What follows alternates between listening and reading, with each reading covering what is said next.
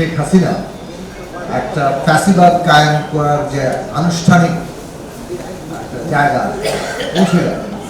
যদিও 11 সালে যখন পঞ্চদশ সংশোধনী বা ত্রয়োদশ সংশোধনী বাতিল করে পঞ্চদশ সংশোধনী করা হচ্ছে, তখনই বোঝা গেছে যে তিনি কোন দিকে যাচ্ছেন। কিন্তু সেটার একটা যাকে বলে যে আনুষ্ঠানিক প্রকাশ ঘটল 14 সালের নির্বাচনে। তারা যে কোনো মূল্যে ক্ষমতা কক্ষিগত করে রাখবেন, তাতে যা করতে হয়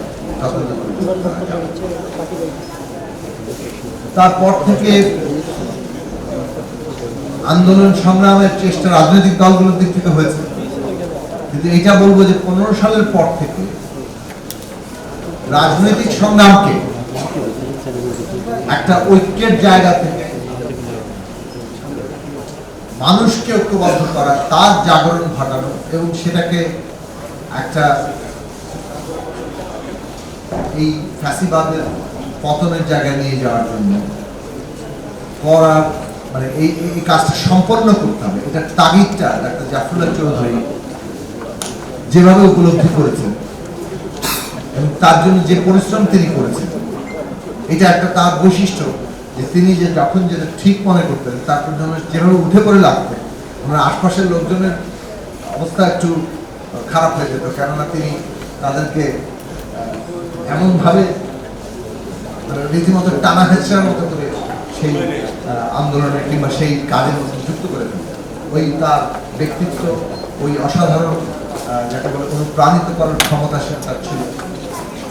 এবং জাফরুল্লাহ ভাই যখন যেটা বিশ্বাস করতেন সেটা অন্যদের মধ্যে খুব দ্রুত সঞ্চালিত হয়েছে, যে এইটাই সবচেয়ে গুরুত্বপূর্ণ কাজ।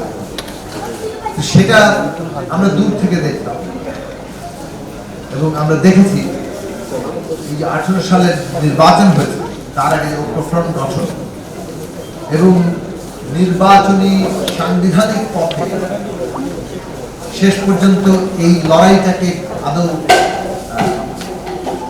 সফল করা যায় না, তার একটা চেষ্টা সেইটা তারা করেছে। কিন্তু সেই নির্বাচন কি হয়েছে, মধ্যরাতের ভোট দেখাতে আমরা সবাই না। কিন্তু খেয়াল করেন নির্বাচনের পরে রাজনীতিতে একটা বড় ধরনের হতাশা এসেছে। আপনারা এটাও স্মরণ আছে কিনা আমি জানি না, আমি তরুণদের উদ্দেশ্য বলছি। 18 সালের 23শে ডিসেম্বরের নির্বাচন যখন 29 তারিখ রাতে হয়ে গেল এবং তারপরে বিএনপির মতো দল 6টি আসন নিয়ে পার্লামেন্টে তাদের থাকতে হলো, রাজনৈতিক অঙ্গনে একটা বড় আকারের হতাশা।